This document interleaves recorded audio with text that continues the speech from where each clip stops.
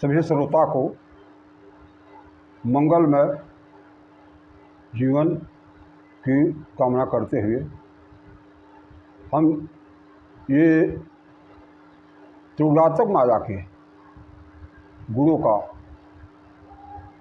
पहले बता चुका हूँ, उसी के तदर्थ में आज आगे बढ़ रहा हूँ।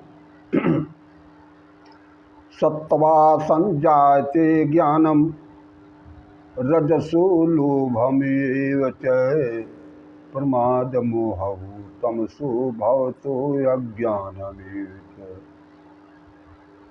सतगुण से धर्म वैराग योग ज्ञान मोक्ष का साधन है।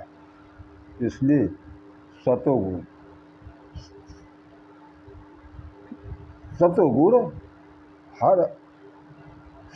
ही हमारे अंदर ईश्वर स्वरूप विद्वान है।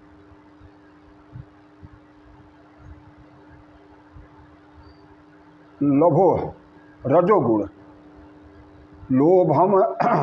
लोभ आसक्ति मनुष्य जीवन में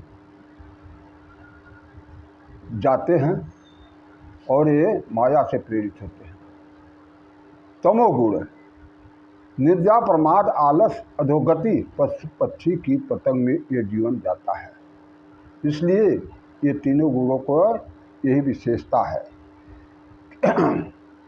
दैवी संपदा मुक्त, ये दैवी संपदा की मुक्ति है, आसुरी संपदा बांधने के लिए है।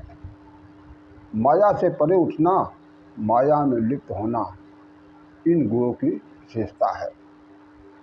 तो अभयम सत्यम सत्शुद्धि ज्ञानम योग व्यवस्थिति दानम दपश्च यज्ञश्च स्वाध्यायस्तपयार्जवम्। ज्ञान योग व्यवस्थित का अर्थ, ज्ञान योग व्यवस्थित का अर्थ है मत गत प्राणा।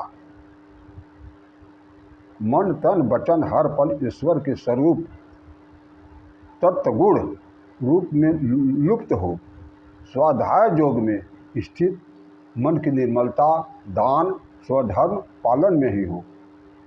ये इस सत्वगुण की व्यवस्था है, जिसमें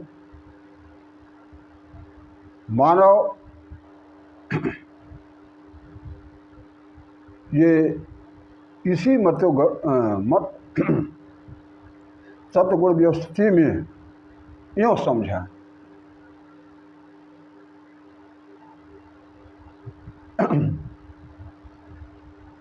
कि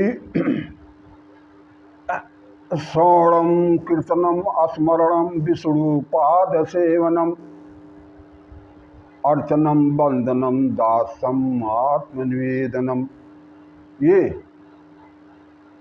इसी को हम मतगत प्राणा कहते हैं।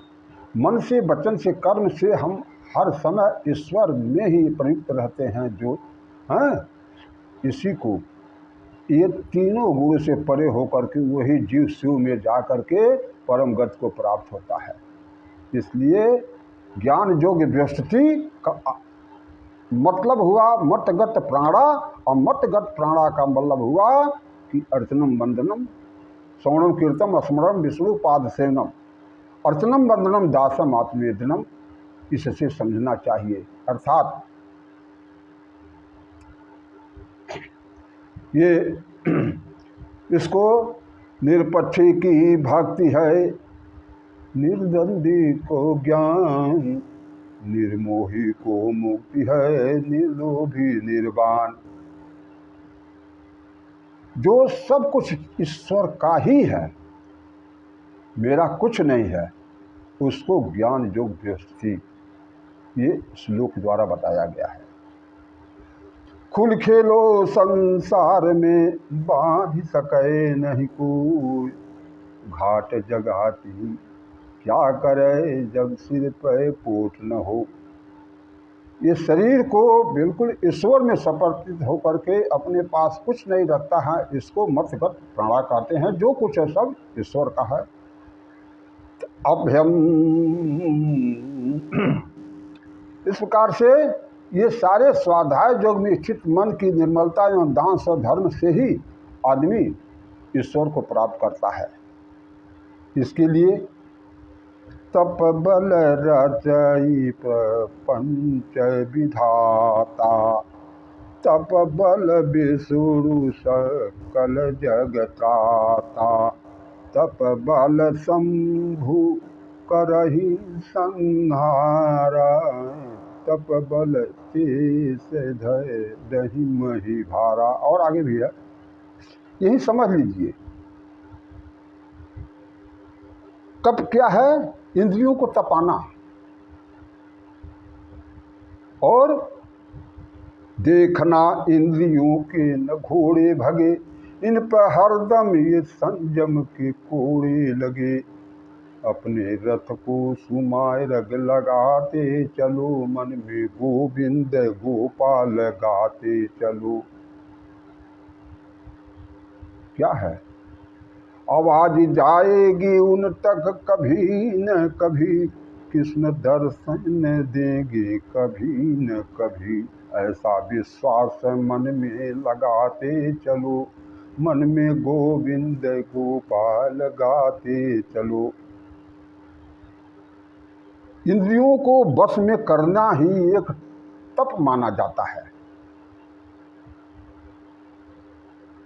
और जब इंद्रियां वश में हो जाती हैं, मन वश में हो जाता है, तो कुंभ है बाधा जल रहे बिन जल कुंभ न होए, ज्ञान ही बाधा मन रहे बिन मन ज्ञान न होए। ये क्या है? ये माया और जीव और शिव संसाधनों को से हम ईश्वर तक जाते हैं जब परे होते हैं माया से। इस प्रकार से ये गुणों की विशेषता है।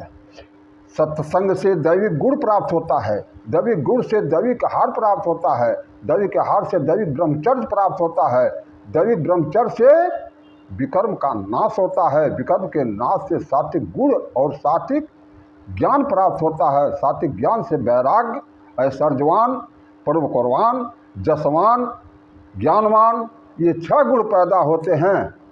और 6 गुण क्या होते हैं? ये माथे की बिलिया बन जाते हैं, जिससे किसी को परिचय देने की जरूरत नहीं रहती है, स्वयं में वो परिचय और प्रचारक बन जाते हैं और परम ब्रह्म परमात्मा को वो साक्षात्कार कर लेते हैं। ये सत्व गुण की विशेषता है। और इस सत्व गुण के सत्व गुण प्राप्त व्यक्ति, प्राप्त संत, प्राप्त महात्मा और नर से नारायण रूप में ये जब तक इस संसार में रहते हैं तो इस लोक में पूज्यमान होते हुए ये परम ब्रह्म को, परम धाम को, परम आश्रय लेकर के वो जन्म मरण से मुक्त हो जाते हैं। इसलिए सिंह गमन सज्जन बचन कदली फर एक बार, तिरिया तेल हमीर हठे चढ़े न दूजी बार। ये चरित्र हो तो ऐसा हो,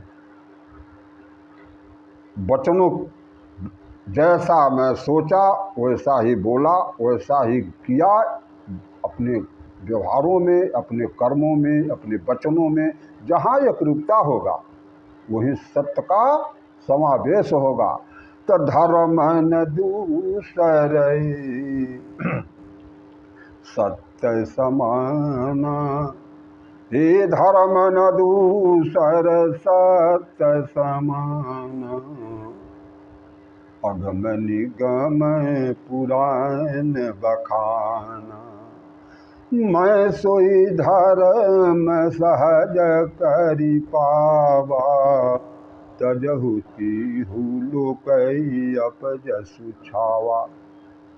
ये भगवान को वनवास के समय उनका रथवान सात्यकी वापस जाने के लिए जब कहे तो भगवान ने कहा कि ये सत्य धर्म मुझे मिल गया अब, इसलिए सत्य को अब हम नहीं छोड़ सकते हैं। तो इसीलिए हे मनुष्यों, सत्य को धारण करोगे परमात्मा साथ होगा। और तू जिसकी बाह वो पकड़ा है और गिराने वाला गिराने की कोशिश करता है तो उसकी नादानी है। इसलिए बाह पकड़ाओ तो भगवान को पकड़ाओ। उत्तरा का गर्भ नष्ट करने के लिए जिस समय अश्वत्थामा ने ब्रह्मास्त्र छोड़ा था उस समय ये भगवान कृष्ण के शरण में पाहि पाहि महाजोगिन देव देव जगतपति नान्नम यदि भवम पश्चम तत्र मृत्यु परस्परम। भगवान का शरण लिया और भगवान तुरंत उसके गर्भ की रक्षा करके परीक्षित का जन्म हुआ। इसलिए जो जाके शरण गहो ताकी ताकी लाज, उल्टा जल मछरी चले बहो जात गजराज। ये बात जो जिसके शरण में होगा वो उसकी रक्षा करता है। कितना ही तेज धार हो, मछली जल के शरण में होने से मछली उल्टा पौड़ लेती है, लेकिन वही भारी भरकम हाथी उस धार में बह जाएगी।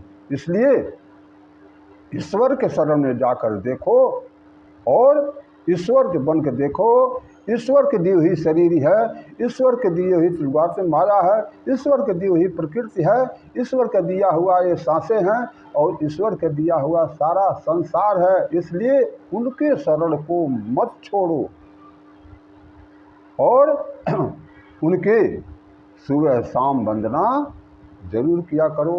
बोलो वृंदावन बिहारी लाल की जय। अब इसके आगे फिर इन्हीं